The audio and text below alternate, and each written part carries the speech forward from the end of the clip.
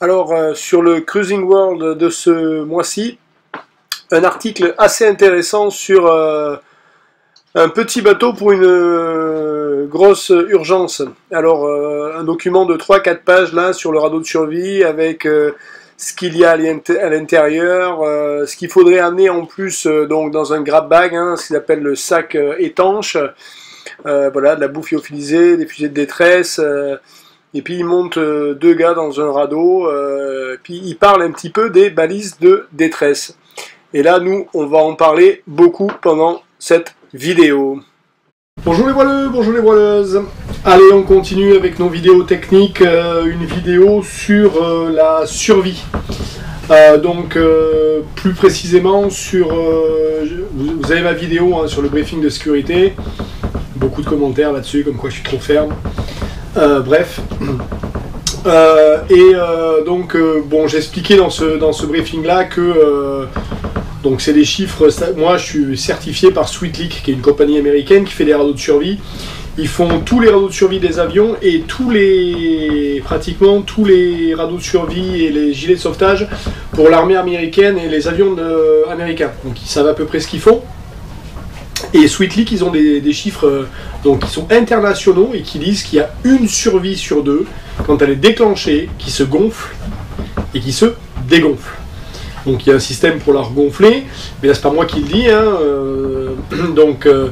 Ça c'est la première chose que les gens ne savent pas. Donc quand on fait un exercice de gonflage de survie, ça se passe très bien quand c'est par mer plate. Je vais prendre une idée simple, on tape un container 2 jours, c'est force 3, bon, on finit dans la survie, elle se dégonfle, il faut la regonfler, ça va très bien.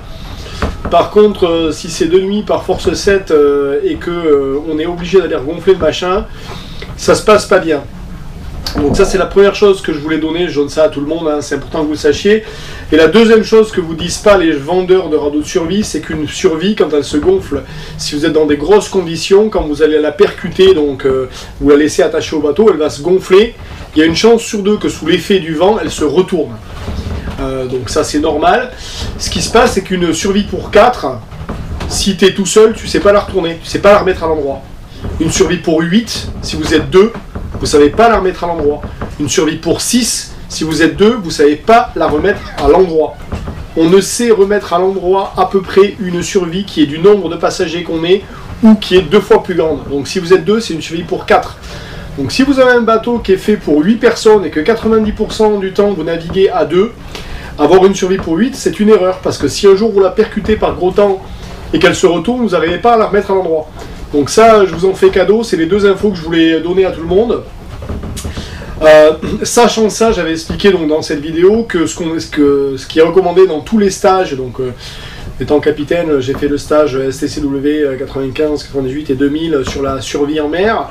Et ce qui est dit pendant ces stages-là à tous les capitaines, c'est vous prenez votre survie, vous la mettez dans votre annexe. Forcément, on va être sur des bateaux où l'annexe est toujours gonflée à l'arrière. Et vous vous embêtez pas, vous la prenez, vous la mettez dans l'annexe, et votre survie c'est votre annexe, parce que votre annexe elle est gonflée, elle a un moteur dessus ou elle l'a pas, mais elle est déjà gonflée, elle va pas se dégonfler, et si elle se retourne, on sait la remettre à l'endroit, et vous prenez un grab bag, un sac étanche avec des choses dedans. Et donc c'est de ça dont je vais parler aujourd'hui, et surtout des fameuses balises de détresse, mais ça c'est de l'autre côté, c'est pour les Patreons. Si vous voulez en savoir plus, venez nous faire un petit coucou. Allez, la suite est réservée à nos Patreons. Le petit plus de chez Monsieur Balzen, il arrive, il est là. Donc là, tu cliques, tu auras la vidéo complète avec les petits détails sur la page Patreon. Elle est complète. Tout y est. Allez, merci à toi.